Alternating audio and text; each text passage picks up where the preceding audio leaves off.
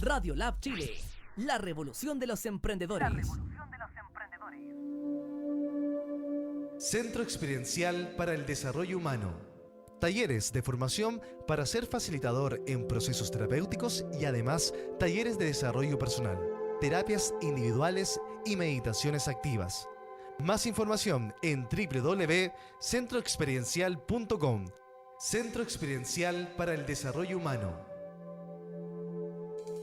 Refugio Mamayuca, un oasis en el corazón del Valle del Elqui. 2 casas con capacidad para 16 personas, 3 piscinas y un pozón natural con arena de cuarzo para energizarte. Mamayuca es un lugar pensado para compartir y disfrutar de la naturaleza, en un ambiente muy tranquilo. Visita su página web www.refugiomamayuca.cl y en sus redes sociales como Instagram en Refugio Mamayuca. Refugio Mamayuca, un oasis en el corazón del Valle del Elqui.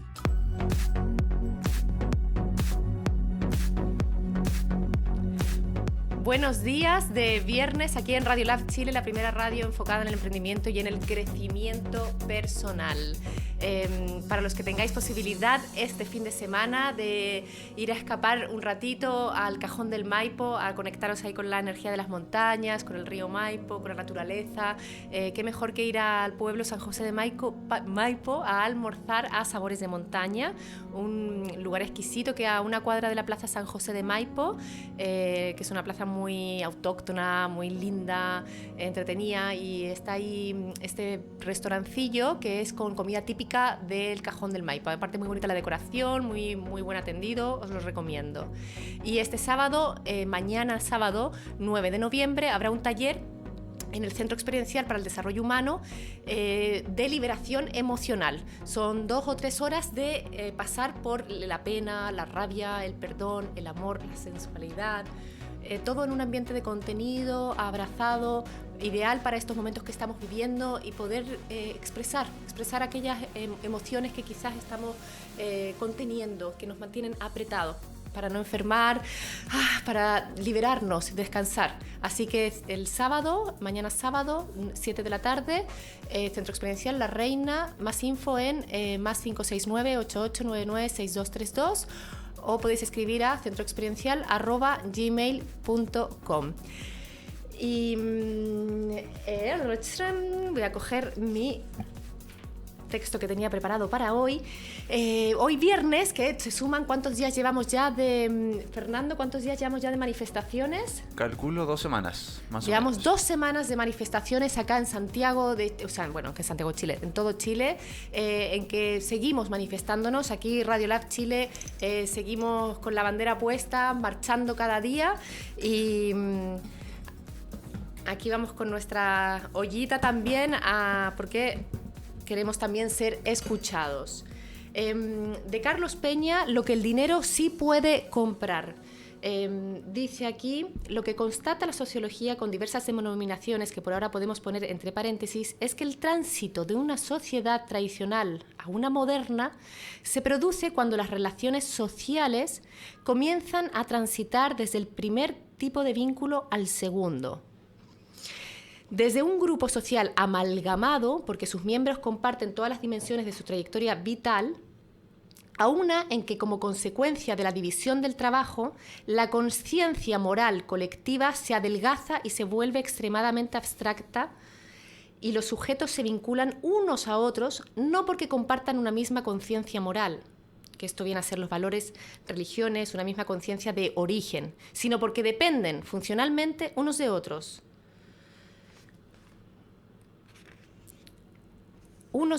Cada persona define su identidad también de maneras muy diversas.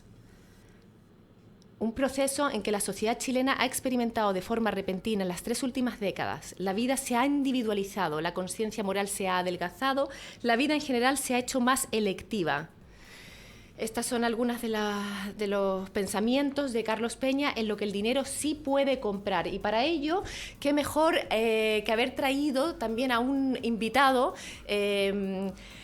Nicolás Cruz, director ejecutivo de Base Pública, fundador de la Fundación Junto al Barrio, arquitecto, busca componer un tejido social y la infraestructura en los barrios, generar espacios de escucha, de visibilizar, son palabras que tú recalcas en tu página web. Bienvenido, Nicolás Cruz. Hola, muchas gracias por la invitación, te pasaste.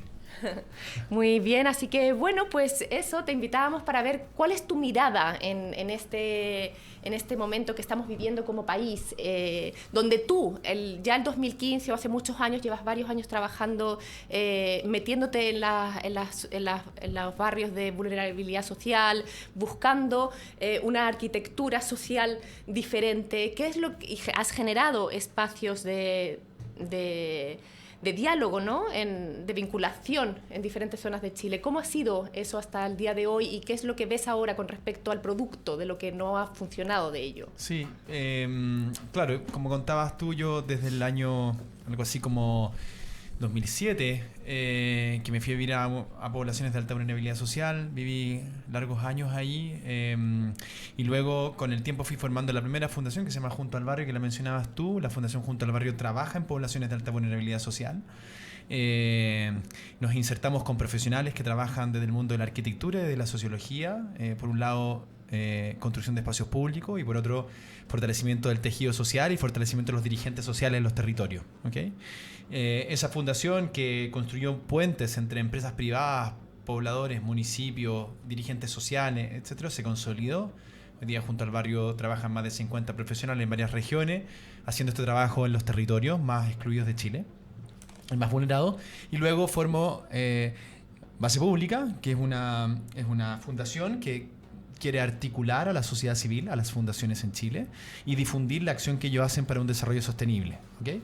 Y eso surge de la impresión, de la intuición de que en Chile faltaba mucho diálogo social, que habían energías acumulándose en distintos espacios de la sociedad que no estaban siendo escuchadas, y que hoy día esas energías, así como en la tierra se acumula energía para luego decantar en terremotos. Hoy día estamos viviendo un terremoto, un despertar, un terremoto que despierta esas voces que estuvieron por muchos años invisibilizados y que desde Base Pública estábamos recogiendo en diálogos en nuestra ágora o nuestro espacio ubicado en la calle Las Tarrias. ¿Qué fue eso que recogisteis en esos diálogos, en esos encuentros que tuvisteis? Que había una necesidad de una democracia mucho más participativa, de espacios de diálogo donde los ciudadanos podían vincularse con las decisiones públicas. Había una sensación de una política encastillada en el Congreso, que no estaba como escuchando las demandas sociales, que estaban en sus propias conversaciones,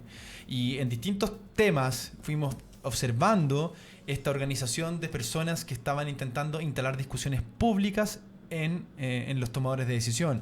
Vimos la ley Ricardo Soto, la ley Emilia, cómo de alguna manera el movimiento estudiantil, el CAE, cómo distintas organizaciones y movimientos se fueron articulando que exigían ser escuchados, y esos espacios no se estaban abriendo. Entonces desde ahí es que desde Base Pública construimos un ágora donde intentamos articular estos movimientos emergentes para darle una salida institucional a los reclamos o a los petitorios o a las necesidades de las personas, que desde nuestro punto de vista no estaba siendo escuchada.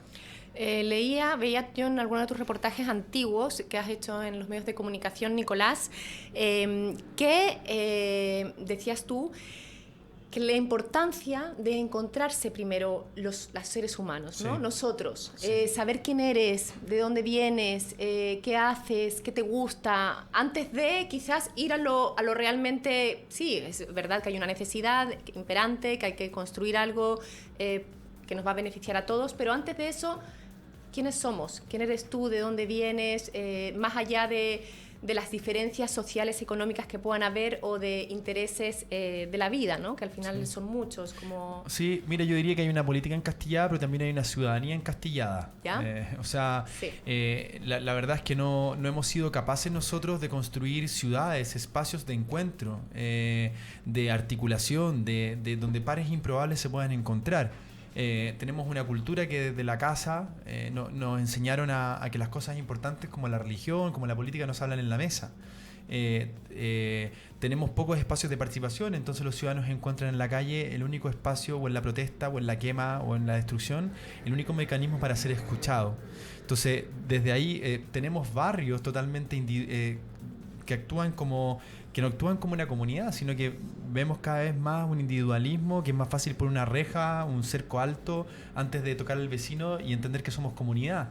Entonces, hemos crecido en un miedo respecto del otro, le tenemos temor al otro. Hay una cifra que es muy impactante en Chile, solamente el 12% de las personas confían en un desconocido.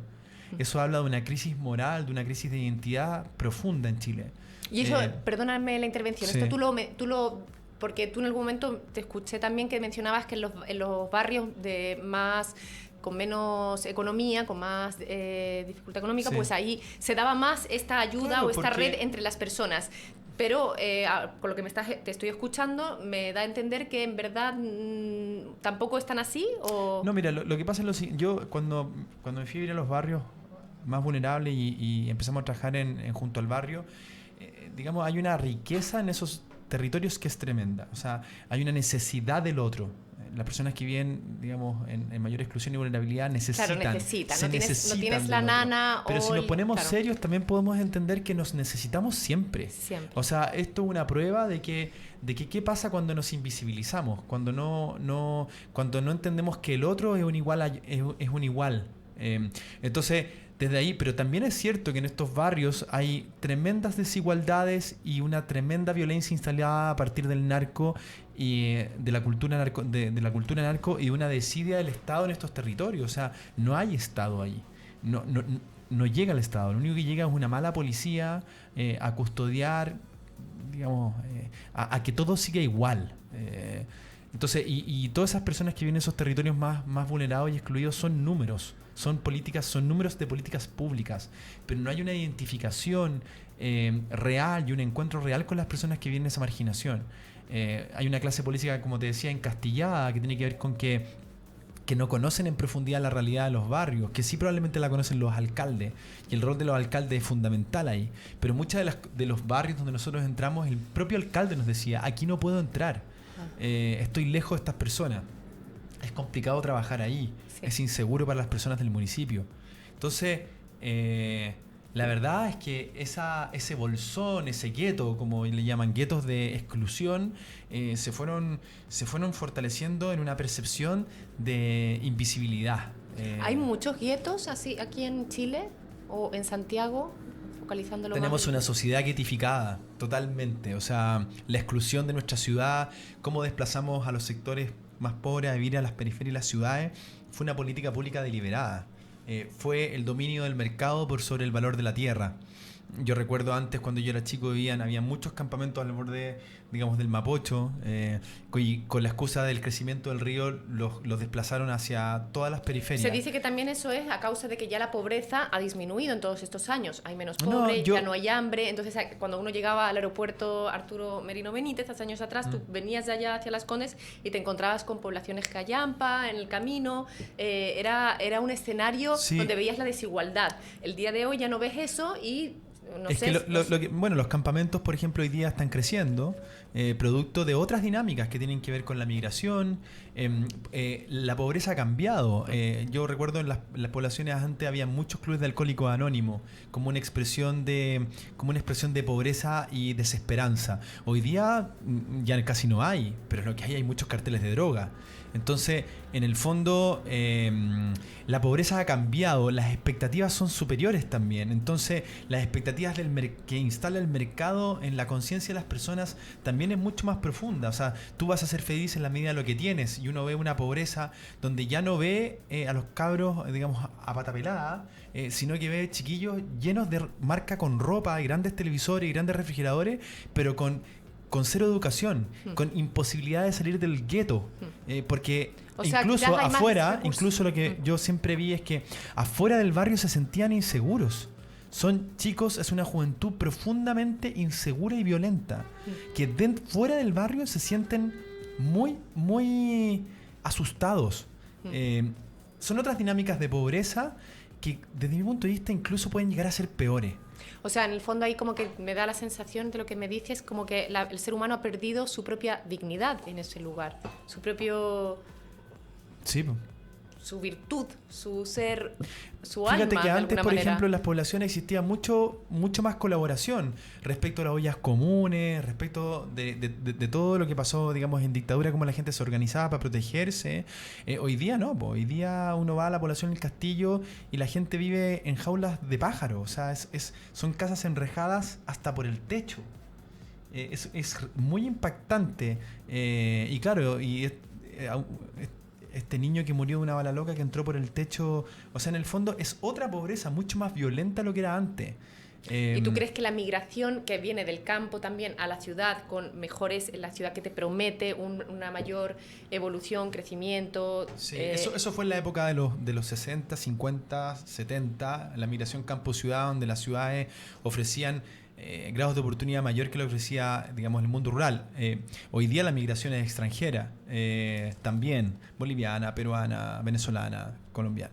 Y entonces en Antofagasta y en lugares así ha crecido los campamentos cualquier cantidad. De gente extranjera. Extranjera, sí.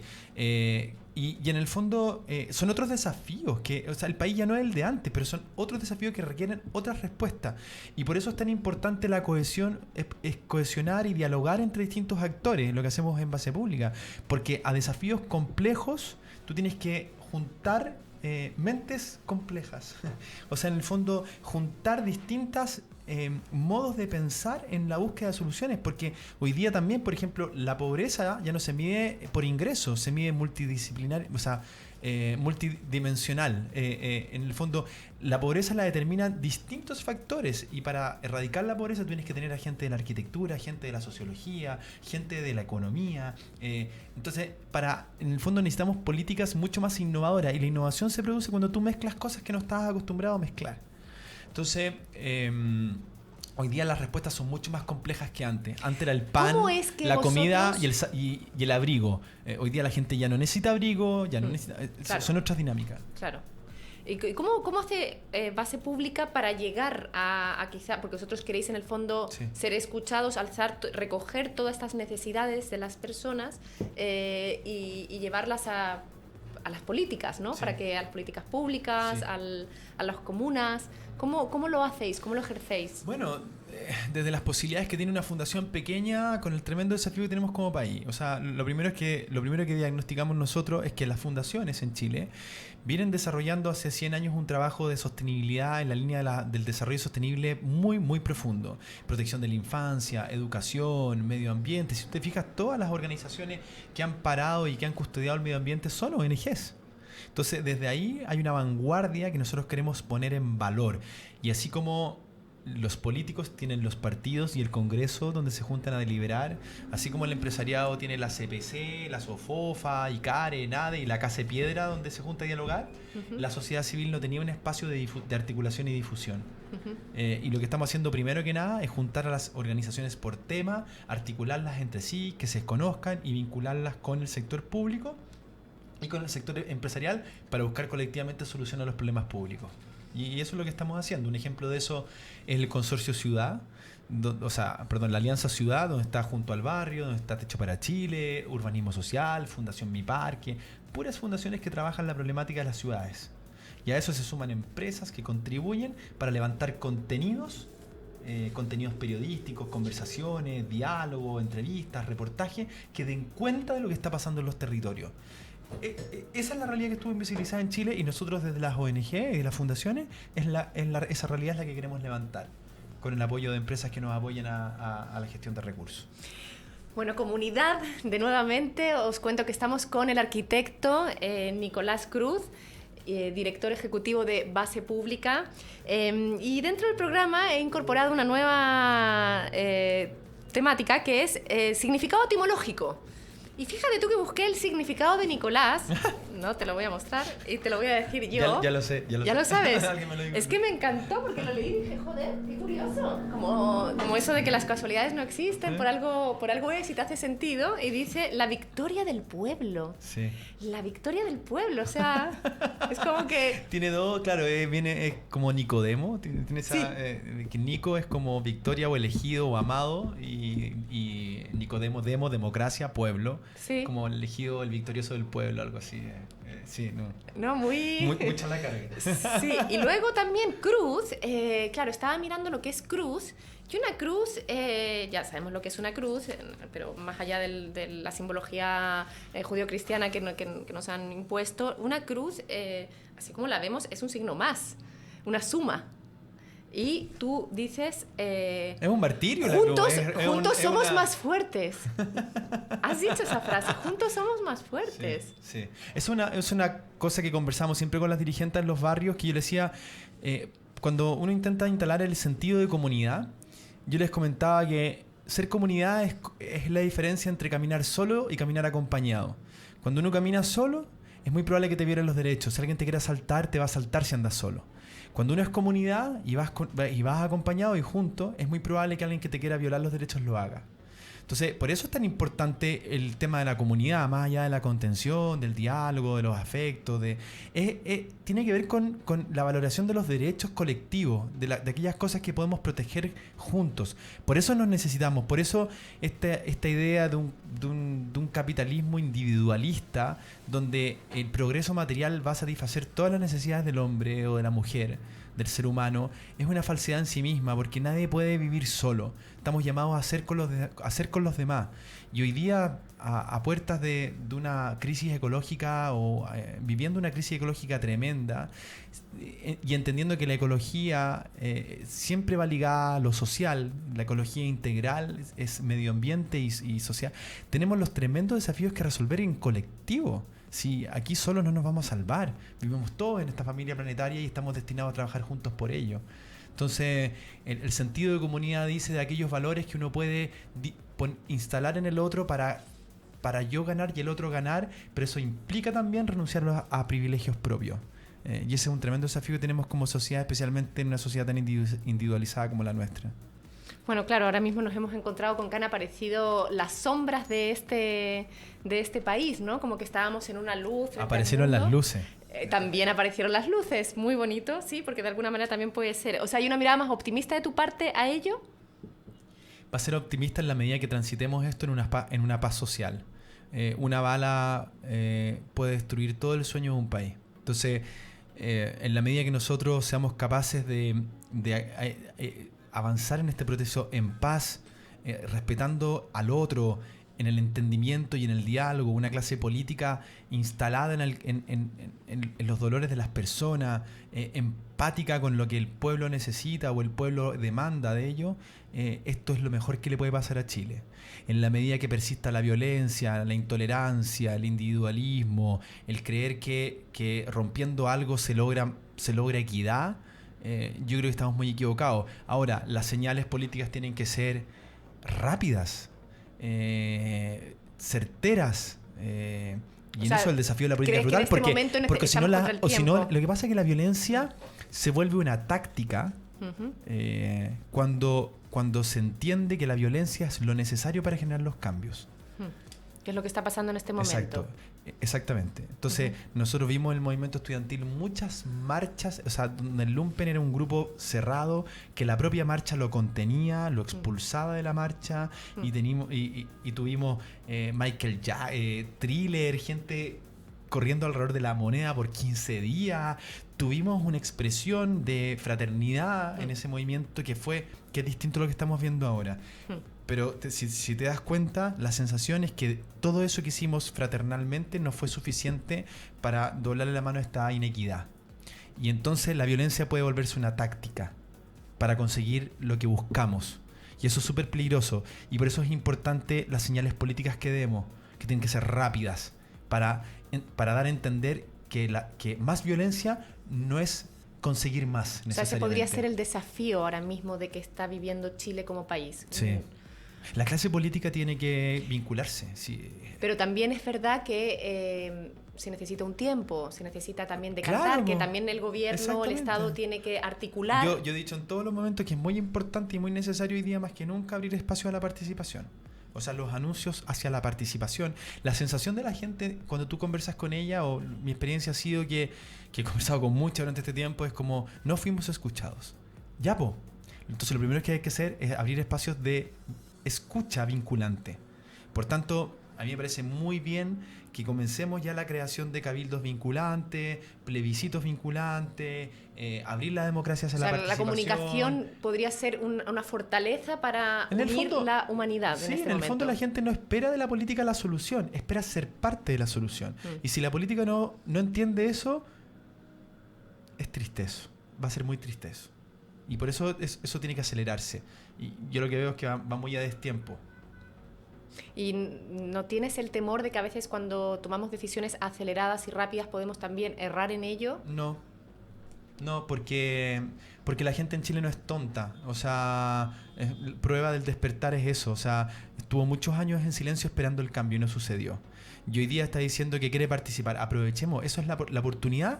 Es que la gente quiera participar. Recordemos que las votaciones en Chile han ido disminuyendo, la participación democrática ha ido disminuyendo, la confianza ha ido disminuyendo. ¿Cómo revertimos eso? ¿Cuál es la ciencia? ¿Cuál es la tecnología para revertir eso? Mayor espacio de participación, mayor diálogo, mayor escucha, vinculación de los ciudadanos con las decisiones públicas. No hay otra. Que alguien me explique, si hay alguien en la radio que no está escuchando, que alguien me explique cómo, si no, con más violencia, no creo que la mayoría de la gente en Chile quiera más violencia para solucionar estos problemas. Yo creo que quiere mayor participación de las decisiones públicas. ¿Tú crees que el chileno se siente desprotegido en este momento? Absolutamente. El mayor miedo de la gente en Chile es caer en la pobreza. Porque caer en la pobreza significa caer en el Estado, en lo público, en mala educación, mala salud, mala pensión. El miedo a caer en la pobreza es tremendo. Y entonces, y cuando tenemos que la gran mayoría de las familias chilenas tiene una enfermedad, tiene un accidente, pierde la pega, cae en la pobreza, es un leviatán, es un monstruo, una amenaza tremenda. Y esa inseguridad es la que debe ser revertida de alguna manera. ¿Y cómo se revierte? ¿Cómo se hace? Es que no hay recursos. Es que no necesariamente, o sea, evidentemente pasa por los recursos, pero pasa por una empatía y una colaboración de todos los actores para revertir ese proceso. Si aquí no hay un extraterrestre que nos vaya a salvar de esto, no hay nadie afuera, somos los propios chilenos que tenemos que encontrar esa forma de revertir ese miedo que tú me estás preguntando ahora, esa sensación de vulnerabilidad con la que vivimos los chilenos y que la vive el 95%, el 90% de la población en Chile. Quiero mencionar Gastón Sublet, musicólogo, filósofo chileno, dice, el hombre interior de nosotros está muerto, la gran masa. Chile no aprecia lo propio, la cultura y la sabiduría tradicional. Como que hemos perdido en esta vida las raíces, de alguna manera, ¿no? Sí. ¿Cómo ves tú eso, como el chileno? Como que nos hemos adaptado a esta masa económica. La identidad del chileno, por lo que yo he percibido, he leído, el chileno creo yo que tiene una pulsión, para él la libertad es muy importante. El chileno, desde el comienzo de nuestra historia, digamos, la libertad, la independencia es muy relevante para nosotros. Pero también tiene un sentido del orden muy instalado en nuestra sociedad, un sentido de la ley, del orden. Yo creo que durante mucho tiempo en Chile hubo una crisis del derecho. Una sensación de impunidad, de que el derecho era para unos y no para otros. Derecho me refiero al derecho, no a los derechos necesariamente, sino que a esta sensación de que la justicia juega a favor de unos y en contra de otros. Entonces cuando un pueblo se aleja de su identidad, de una percepción de libertad y de derecho, que creo yo que es la identidad del pueblo chileno, siempre busca volver a su cauce. Yo también lo he visto, por ejemplo, en las luchas medioambientales, que han sido muy exitosas en Chile. Esta sensación de que Chile es todo territorio, es puro territorio. ¿Tú eres española? Pero soy hija de padres chilenos. Ya, perfecto. Pero llegaste, soy mitad. Pero llegaste a qué edad aquí. En diferentes etapas. Bueno, lo que todo el mundo dice que Chile es puro territorio.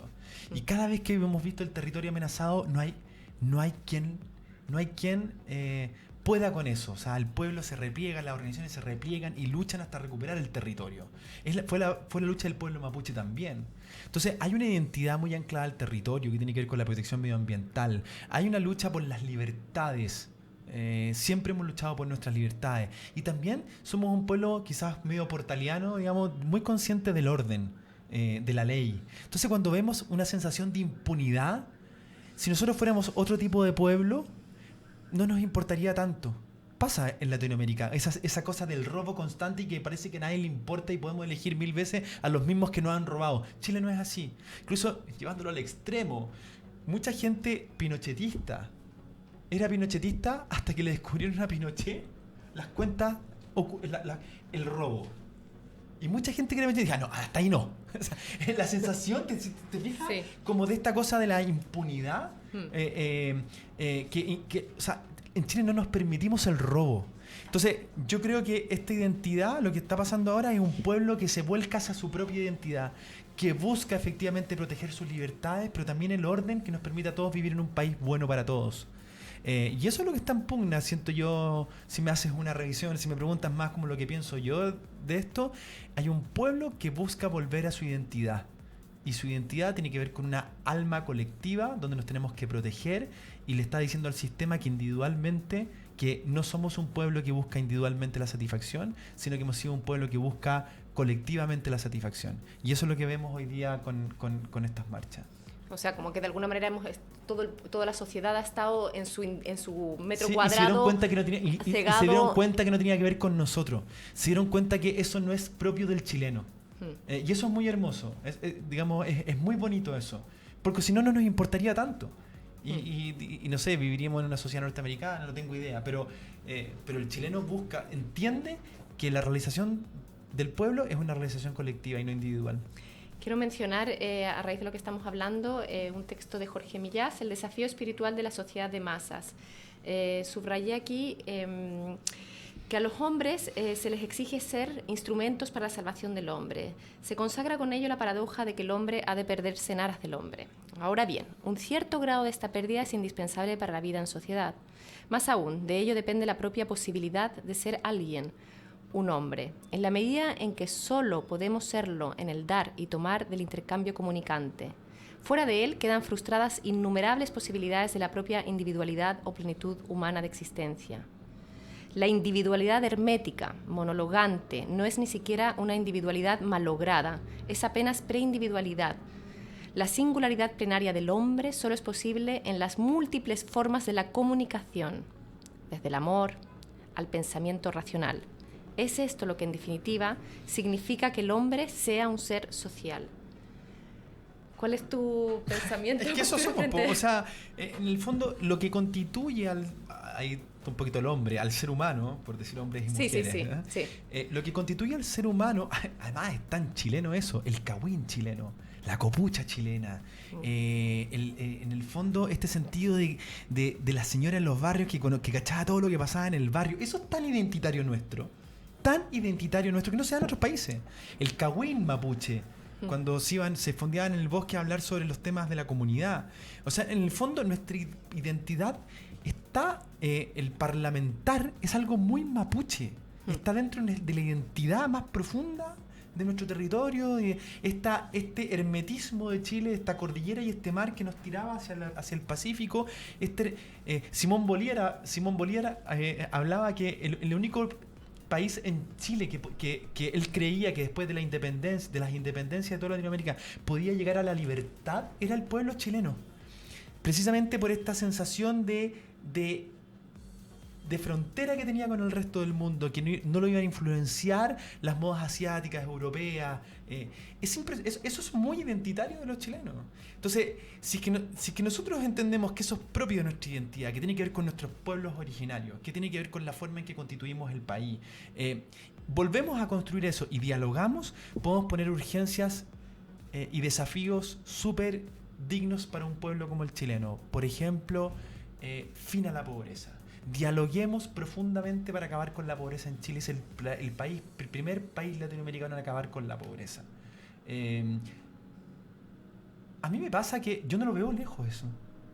Me pasa que yo siento que estamos a un paso de, si somos lo suficientemente valientes, empresarios valientes, políticos valientes, sociedad valiente, y ponemos eso como fin, es que lo vamos a lograr. Si el ser humano puede construir todo lo que imagina. O sea, me llega una mirada súper optimista en este momento de lo que estamos viviendo. Porque las crisis son para eso, son para instalar un optimismo radical.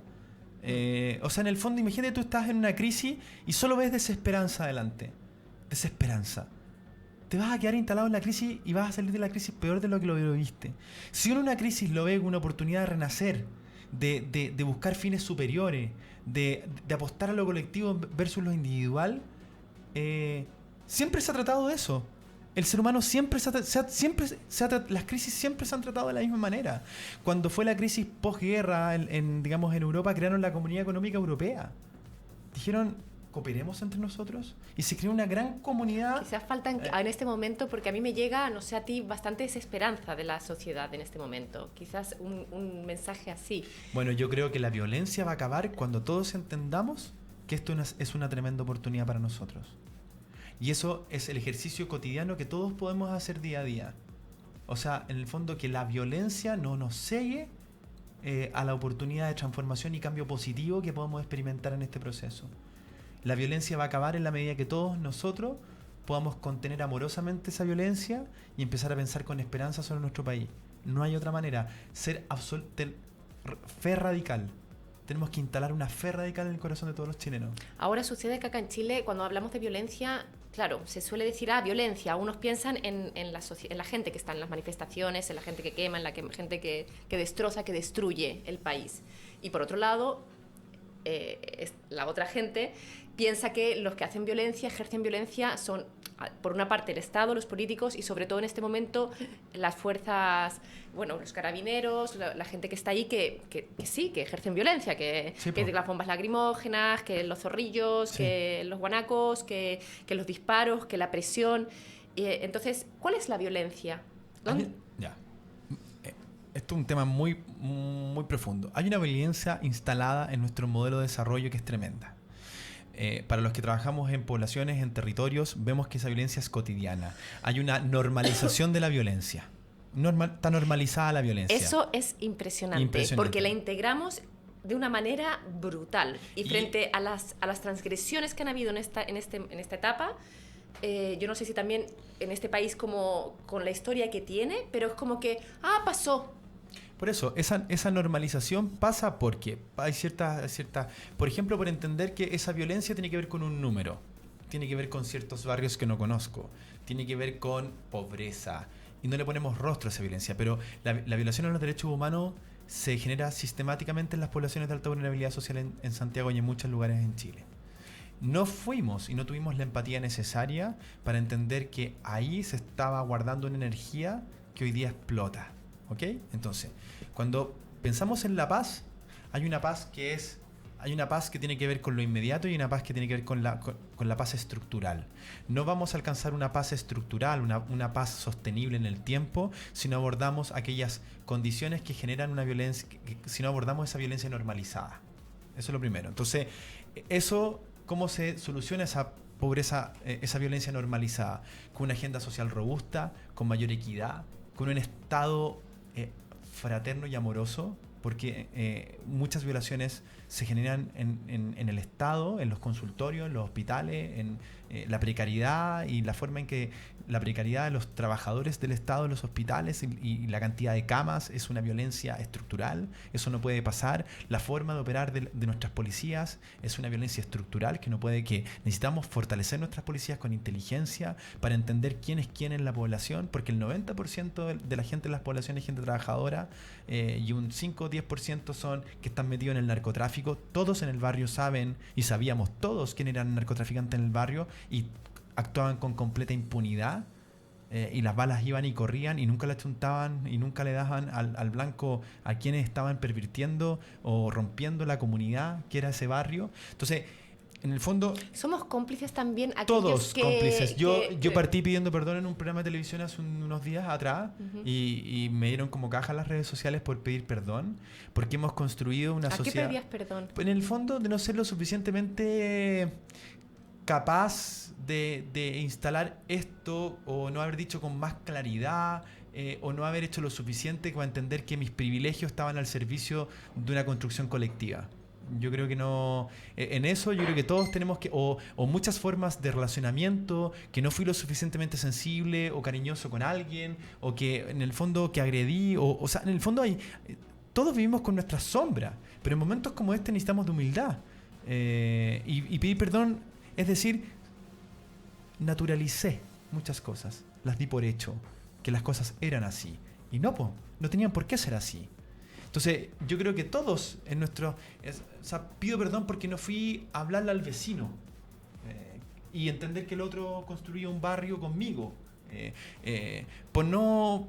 O sea, piensan todos los... Por no saludar al conserje, por no ser lo suficientemente atento, por aprovecharme de mis privilegios en función de otro, por construir negocios subsidiados por una comunidad o por un ecosistema. O sea, en el fondo yo creo que todos tenemos que hacer una revisión interna. Entender qué es lo que hicimos mal o qué le pudimos hacer mejor y transformar nuestras maneras de ser.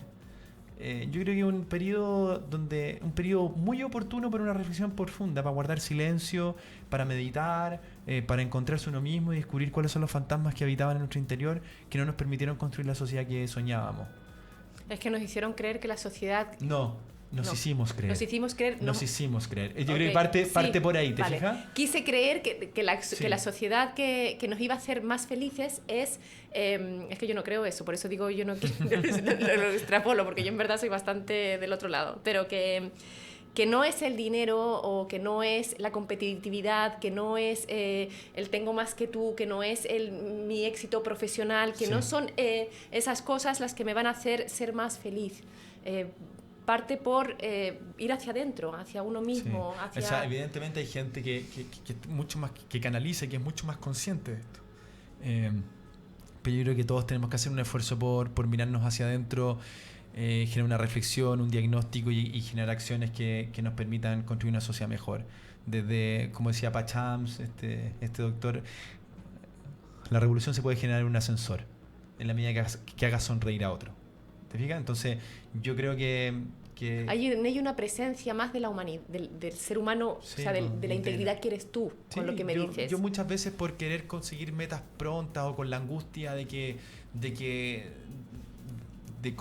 fortalecer o robustecer las fundaciones, por ejemplo, digamos, cometí muchos errores de ansiedad, de un montón de cuestiones, ¿te fijas? O sea, en el fondo yo creo que es el momento de revisar esas conductas y generar cambios transformacionales en eso.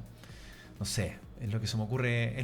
O sea, de mucha humildad y de mucho aceptar, de verse. Que no es fácil, porque en el verme yo también me encuentro con mis sombras, con mis demonios. Sí, de verse y ver al otro. El otro, especialmente el más excluido y el vulnerado, tiene siempre una verdad sobre nosotros mismos.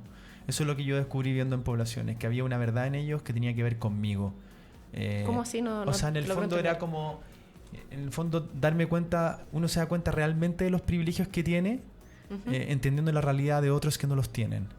Es súper difícil como... hay una frase muy bonita que dice, la cabeza piensa donde pisan los pies. Cuando uno ve la marginalidad, la exclusión, vive con ella y uno se da cuenta que de los tremendos privilegios que ha obtenido. Y entonces la pregunta es... El famoso también dicho, ponerse en los zapatos de otro. Entonces, cuando uno piensa desde ahí, se da cuenta de que, bueno, ¿y estos privilegios para qué son? ¿Son para mí? ¿Son para mi iluminación, mi satisfacción, o son para entregarlos y hacer lo mejor posible para otros? Entonces, ese es yo creo que ese es el discernimiento que todos tenemos que hacer. Esta paz que yo siento interior, ¿a qué la pongo al servicio? ¿Te sientes en paz ahora? ¿A quién se la regalo? ¿Cachai? ¿Dónde puede ser mayor bien? Estos medios que yo poseo, ¿dónde pueden hacer mayor servicio? ¿Dónde están esas personas o esos lugares o esos pedazos donde yo puedo poner el servicio? Tú eres coach, ¿no? ¿Quiénes hoy día necesitan de mi coach? ¿Quiénes necesitan contención? ¿Quiénes?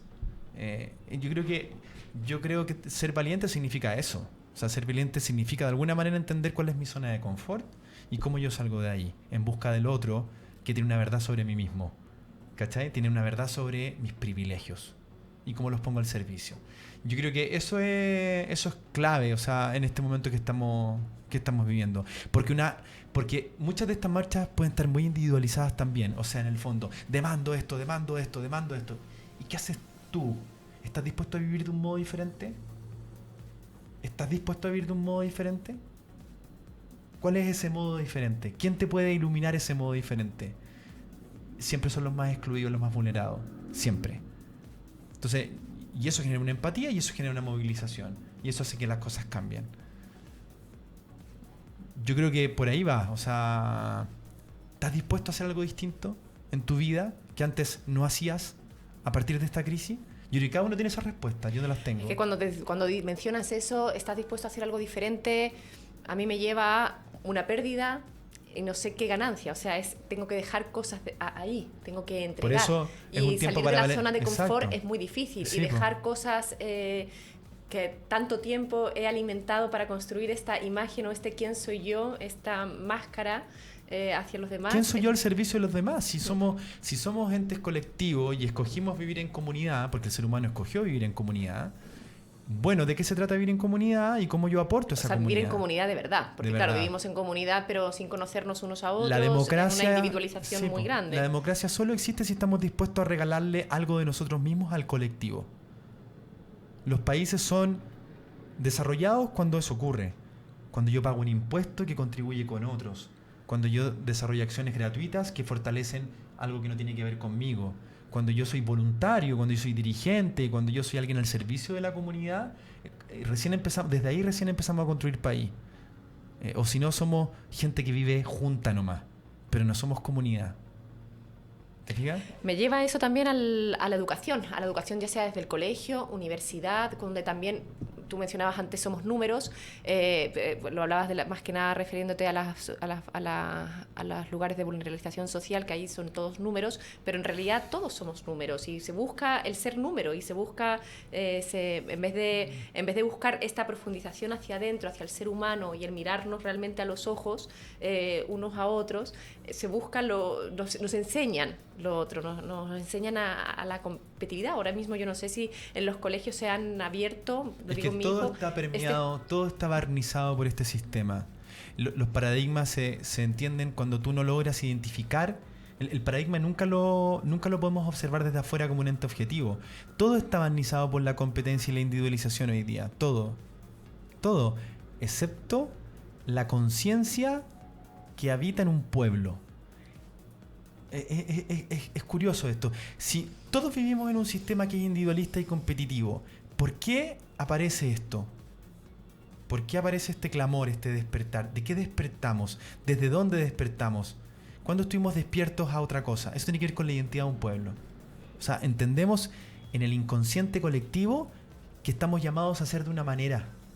Y esa manera no es la que nosotros estábamos viviendo. No es el individualismo, no es la competencia. Es una supraconciencia que es colectiva, que tiene que ver con la identidad de un pueblo. Eso es lo que despertó. Algo que todos tenemos en el fondo. Y entonces hoy día estamos en esto que despertamos, que no sabemos a qué, pero que tiene que ver con los otros, con lo colectivo, con la protección del débil, con las pensiones de miseria, con no poder tolerar que gente viva así. A eso despertamos, ¿verdad? Pero en este sistema súper individualizado y súper competitivo, donde todos nos sacamos para llegar más alto. Ahí, en esa pregunta estamos hoy día, en ese discernimiento entre nuestra identidad, en ese despertar de algo que conscientemente entendemos y un sistema, un paradigma sobre el cual nos exige competencia e individualidad. Es mágico lo que está pasando. Es muy espiritual lo que nos está pasando. Porque despertamos de una conciencia de nosotros mismos que hasta este momento no conocíamos. Cuando yo antes me preguntaba de qué se trata ser chileno, del vino tinto y la empanada, ¿de eso se trata ser chileno? ¿O de otra cosa? Esta crisis me mostró que estamos hechos de otra cosa. Que estamos hechos de otra cosa mucho más profunda. Y que está anclada en una identidad que yo intento resolver en este anhelo de libertad, en este anhelo de territorio, en esta alma colectiva que somos los chilenos, en este orden para todos. Este orden, me imagino, este orden en el sentido de que del bien de un buen país para todos. Esa conciencia despertó en el pueblo chileno. Esa conciencia no pudo haber despertado, alguien no inoculó en nosotros esa conciencia. Esa conciencia está en el espíritu de un pueblo que hoy día se levanta frente a esto. Eso es lo mágico que está pasando, eso es lo más espiritual, es probablemente lo más espiritual que nos ha pasado en el pueblo chileno. Esto. Y es lo más espiritual que he escuchado en este último tiempo. Me conmueve escuchar eso que estás diciendo. Esto es lo más espiritual que podemos vivir. Esto es puro espíritu. O sea, es transformación total. Total. Es cambio de piel, es metamorfosis a una identidad. La oruga no sabía que era mariposa hasta que es lo mismo. Hay algo aquí que está despertando una conciencia mucho más colectiva sobre un sistema que no tenía que ver con nosotros, que no tenía que ver con nuestra esencia, que no tenía que ver con nuestro espíritu, con nuestra identidad de pueblo. Y eso es lo que estamos viendo. Entonces, ¿quién puede ser tan miope para no entender que esto es una tremenda oportunidad de encontrarnos nuevamente con nuestro espíritu, con nuestros poetas, con nuestro territorio, con nuestra diversidad? Con la cultura, con las la tradiciones, cultura, con la música, las tradiciones, la música. ¿Qué es lo que uno los vio en la cantos. marcha aquí, acá abajo, cuando el viernes? Eso es lo que vimos, la expresión de un pueblo que quería transitar junto. De un pueblo multicolor. Cuando Sí. tú mencionas, aquí estaba todo mezclado. Estaban los mapuches, estaban las barras del Colo-Colo, de la U, estaban todos convergían en un... Hay un club deportivo en la población del Castillo que se llama Los Buyalbo, ¿Ya? que es un señor, un caballero que se aburrió de las balaceras de la Chile contra el Colo y creó un club deportivo que se llama Buyalbo, que Ya. tiene el logo de la Chile y el Colo. Ah, Buya Buya de la Chile, Albo del Colo Colo, Buyalbo. Vale, buenísimo. Y creó un club deportivo, es un dirigente del Castillo, donde están todos los niños y la gente del Colo de Chile hace clases de fútbol. Dime si eso no es lo que está pasando, ese despertar no es lo que está pasando hoy día. Bueno, ojalá que transite en paz, porque si es del espíritu, debería tender a la paz y no a la violencia. La violencia fue lo que estuvo antes. Este individualismo feroz creó la violencia. Hoy día Chile despertó otra cosa. Entendamos que si es del espíritu, debe ser sin violencia. Te voy a invitar a... ya has dicho muchos mensajes, en verdad, pero bueno, como acto simbólico quizás, o solo prender la vela, o decir alguna palabra más, o algún mensaje como un acto simbólico de... Ya, confiemos. Confía en ti, confía en mí y confiemos en nosotros para salir de esta... o para entrar en una nueva dinámica y una nueva oportunidad, más que de esta crisis. No es una crisis, es un despertar. Yo diría eso. Así que... No es una crisis, es un despertar. Este es el mensaje que nos deja el arquitecto Nicolás Cruz, director ejecutivo de Base Pública. Y así nos vamos despidiendo ya de esta maravillosa conversación. Muchas gracias por todo lo que nos has entregado. Me ha conmovido mucho, me ha llegado, me da que pensar, que integrar, decantar en toda tu experiencia, ¿no? Que nos has puesto aquí a nuestra comunidad de Nuevamente. Y recordaros que estamos aquí lunes, miércoles y viernes a las 12 horas, seguirnos por Facebook Live, Radio Lab Chile, y que podéis ir este fin de semana a comer al Sabores de Montaña, el Cajón del Maipo. Si tenéis la posibilidad, puedes ir allá. Vamos. También, Nicolás Cruz. Que me inviten. Escápalo, qué rico. Mira, muy bonita, y se puede ver las imágenes. Sí, lindo, en un entorno está bien. natural, muy rústico, se come muy rico, no sé, como jugos naturales. Bueno, también te puedes tomar tu copita de vino. El otro día estuvimos en el Cajón del Maipo con mi familia, estuvo increíble. Bonito, bonito. Así que un lugar para conocer, Sabores de Montaña. Y los que tengáis la necesidad de un espacio de contención emocional, mañana sábado a las 7 de la tarde en el Centro Experiencial para el Desarrollo Humano va a haber un taller que se llama Aún Meditation, liberación emocional, para pasar por 14 estados emocionales: la rabia, la pena, la alegría, la locura, la risa, la sensualidad. Qué fantástico. Bueno, es exquisito. Se me fue una palabra. Ahí hay Como- una interesada en Es inscribirse. muy rico el espacio, muy necesario, porque es en un espacio cerrado, contenido, donde quizás aquello que necesitamos sacar para afuera, esa agresividad, la hacemos, pero no agrediendo a un otro, no agrediendo nada, sino sacándola en un contexto adecuado. Y así mismo la pena. Y luego te sientes así como... ¡Ay, qué rico! Muy bien, muy bien. Ahí después te vas al Cajón del Maipo. Bueno, pues eso. Muchas gracias, Gracias a ti. comunidad nuevamente, y gracias a ti, Nos Nicolás vemos. Cruz, por habernos acompañado hoy. Gracias, que estén muy bien. Gracias al equipo también. Vale. Muchas gracias.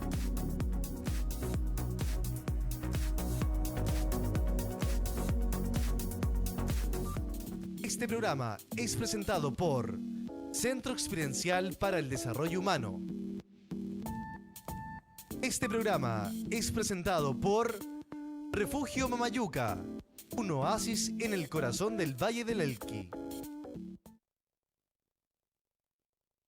Somos lo que tu emprendimiento necesita. Un shot de motivación en Radio Lab Chile, la radio de los emprendedores.